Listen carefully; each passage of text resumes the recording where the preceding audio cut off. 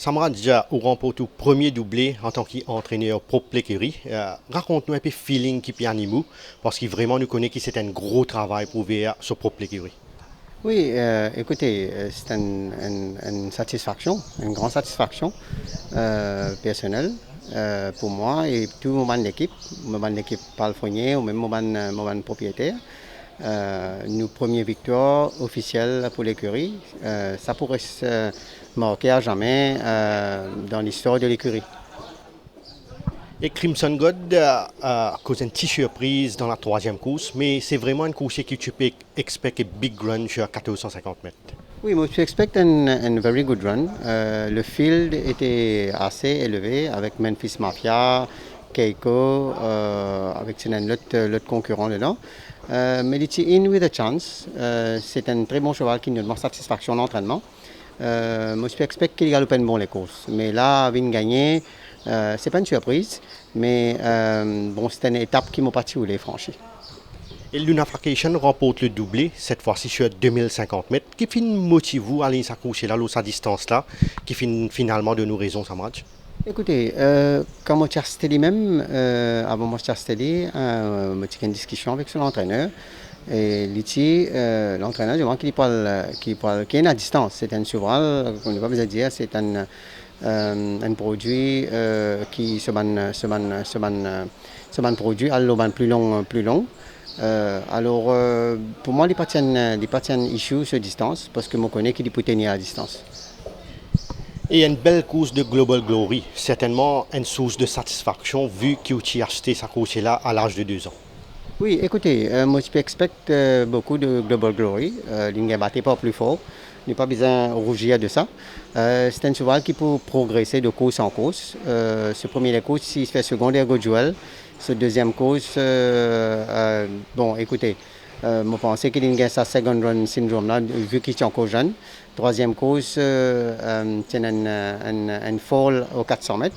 Nous n'avons pas réussi à assister juger à ce niveau. Mais moi, je tout le temps croire dans ce cheval-là parce que pour moi, c'est un cheval qui peut aller bien loin l'année prochaine.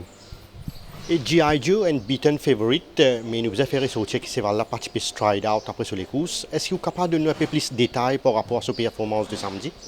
Écoutez, moi, pensée sur performance est à ignorer. L'une gagne difficile, l'une squeeze pendant presque 100 mètres de la course, du poteau de 1500 mètres à 1400 mètres. Elle est retournée avec un peu cripple, un peu short, not striding properly. Alors, si on ne soit pas stride bien, nous ne sommes pas capables de mettre ça dans une mauvaise performance. Je pense définitivement qu'il y a à revoir pour la prochaine fois.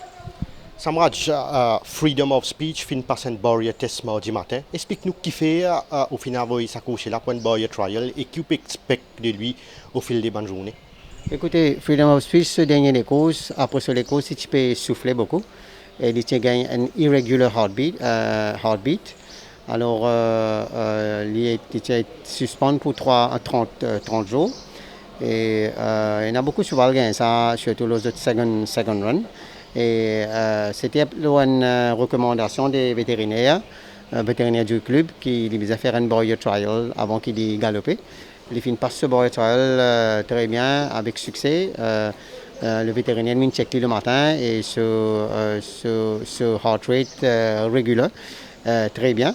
Et alors, il y a clearance pour galoper cette semaine-ci. C'est un cheval qui m'a pu attendre beaucoup de lui.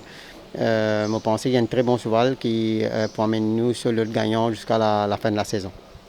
Samraj, tu dis nous la fois dernière qui Arizona Silk pas capable d'exprimer vu qu'il peut galoper en faute compagnie. Est-ce qu'on est capable de situer les courses selon Man Fixtures pour lui prochainement? Bon, écoutez, il peut galoper ce samedi dans un benchmark de 66 enfin. Le rating de 63, chaque fois il y a un benchmark plus là-haut. Le seul point d'interrogation, c'est un 1400 mètres. Je pense que sur là, il peut demander 1500, 1600 mètres, même 1800 mètres. Mais bon, un 1400 mètres aussi, pas mauvais. Je pense que dans ce benchmark, cette fois-ci, il peut galoper en progrès. Et Swagger Jagger pas confirme ce une bonne prestation lors de ce première sortie. Est-ce qu'il y a une raison derrière? Écoutez, quand il gagne en benchmark 41, il monte en 46. Je pense qu'il trouve la compétition un peu fort en 46. La ligne redescend en 41, et il y a des courses pour lui dans 2 semaines. Il va faire un spell à la mer lui aussi. Et je pense qu'il est compétitif dans ça là. Et qu'en est-il de Nicholson qui nous pas retrouve en compétition depuis la 14e journée? Nicholson, c'est un problème, il tape ce genou dans le box.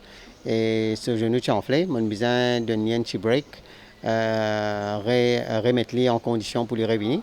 Parce que je suis mis off pendant environ 2 semaines à peu près. Et la ligne revenue, il est 100% fit et je pense qu'il est pour compétitif samedi.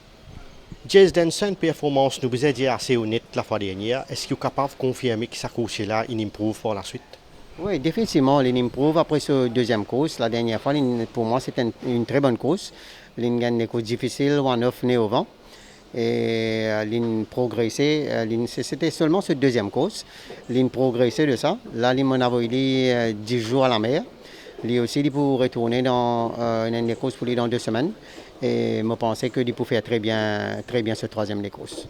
Et comment passe la récupération de Giggin, qui reste une brillante victoire la fois dernière?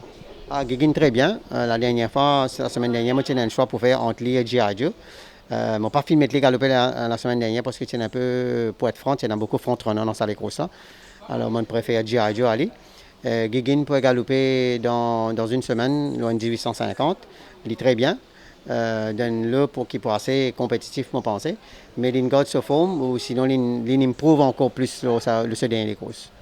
Samraj, nous connaissons que les courses ne passent pas un moment difficile avec même le MTC qui n'est pas sûr pour boucler le calendrier. Qui ou appréciation de ce sujet-là? Écoutez, je connais le MTCSL peut faire tout pour qu'il arrête les courses. Mais nous devons comprendre que le club est dans une situation difficile. Et là, je veux dire chapeau au management qui peut essayer de terminer la saison, même sur le genou, pour continuer à garder le sport numéro 1 des Mauriciens vivant. Mais c'est vraiment pas facile. C'est la chaîne quand le Turf Club est en difficulté et ça suit par derrière, par les écuries, les entraîneurs, les propriétaires. Les courses peuvent passer par un moment bien difficile et nous pouvons attendre que le gouvernement donne nous un coup de main là-dedans, dans n'importe quelle façon, pour relever les courses. Parce que si ça continue comme ça, nous pouvons vers la mort sûre. Samraj, découvrir qui de nous un bon feeling à l'entraînement et qui vous pensez pour un big runner la prochaine fois? Je pensais Prince of Venice. Prince of Venice, c'est une garde de forme où il a même progressé. Et Celestial Magma, il improve le dernier des courses. Je pensais ça des soirs là, pour visiter le Winning Enclosure bientôt.